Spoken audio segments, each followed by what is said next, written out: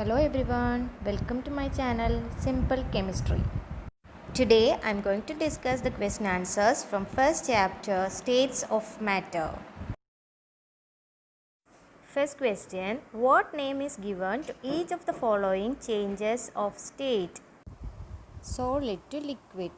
Solid changes to liquid by the process called melting. How does this melting happen? We all know an example for this change of state. Ice is a solid substance which changes to water. In this change, there is an increase in temperature.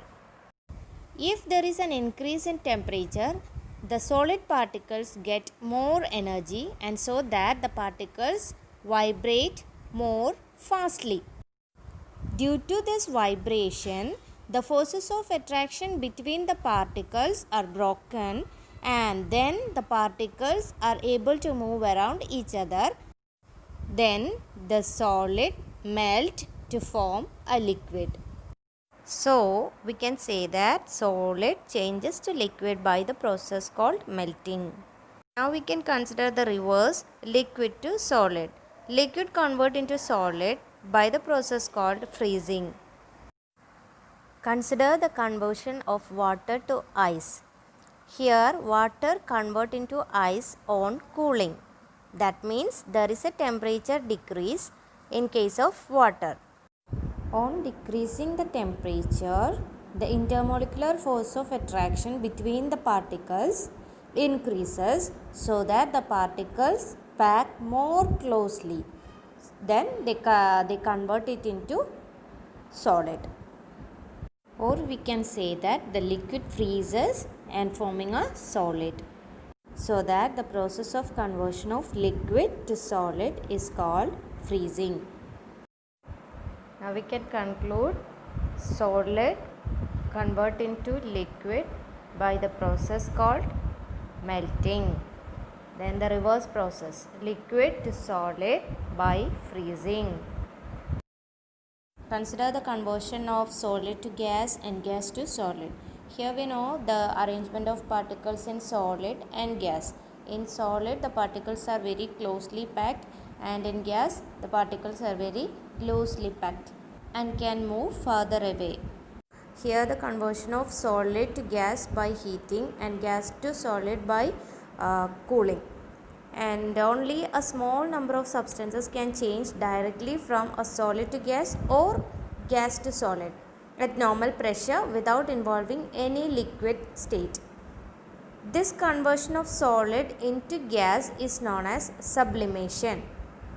The reverse conversion, gas to solid, is known as sublimation itself, or another names are there that are desublimation or deposition. Next question, draw a diagram to show the arrangement of particles in a solid, liquid and a gas. We can represent the arrangement of particles in a solid like this. In a solid, the particles are arranged regularly. There is a strong intermolecular force of attraction between each particle so that they are held together closely and the particles vibrate in a fixed position but they cannot move around. We can say that solids have fixed shape and volume. The arrangement of particles in a liquid can be represented like this. In the case of liquid, the particles are arranged randomly.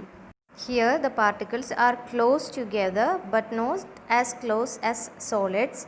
There are some gaps between each particles. There is a strong intermolecular force of attraction between each particle but it is less than that of solid so that the particles can move around.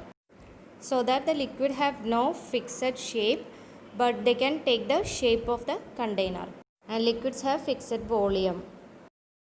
The arrangement of particles in a gas can be represented like this. Here the particles are moving randomly at high speeds in all directions.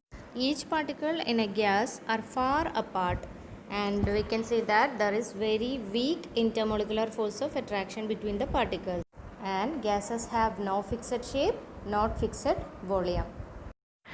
The arrangement of particles in a solid, liquid and gas is can be represented like this. Next question is to describe the difference between the movement of particles in a solid and a liquid. The movement of particles in a solid and liquid we discussed in the first question itself. The solid particles are arranged regularly and closely packed. Then the particles have strong intermolecular force of attraction between them so that the particles are only vibrate about their fixed position, they cannot move around. In liquid, the particles are arranged randomly, closely packed, but there is some gaps between them and a weak intermolecular force of attraction as compared to solid. The particles are vibrating and the particles can move around each other. Next question, the change of state from a liquid to gas can be either evaporation or by boiling. Explain the difference between evaporation and boiling. At first, we can consider boiling. Boiling occurs when a liquid heated so strongly. Then, on heating, the particles are moving fastly and so that they can get more energy to overcome all the force of attraction between them. Bubbles are formed in the process of boiling and boiling occurs in the liquid as a whole.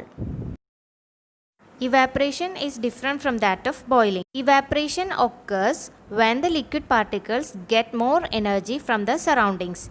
Liquid particles on the surface of the liquid get more energy so that they can break the intermolecular force of attraction, and that surface of the liquid particle changes the state from liquid to gas. Now let us write the differences between evaporation and boiling. Evaporation occurs at any temperature. It occurs only on the surface of the liquid. It's a slow process and no bubbles are formed in this process of evaporation. And in the process of boiling, it occurs only at a fixed temperature and boiling takes place throughout the liquid. It's a fast process and bubbles are formed in the boiling. The remaining questions we can discuss in the next video. If we are discussing the same video, the video will be lengthy. So stay tuned for more videos.